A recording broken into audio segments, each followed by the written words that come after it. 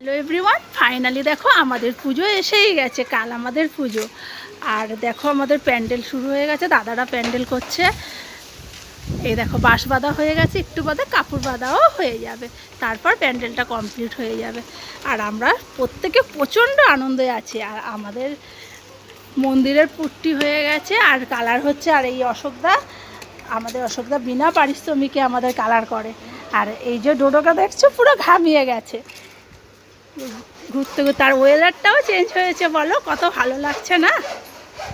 মন্দিরটা দেখছি আর যখনই মায়ের এই স্থানটা দেখছি যে মা নেই, এটা ভেবেই মনটা ভারাক্রান্ত হয়ে যাচ্ছে।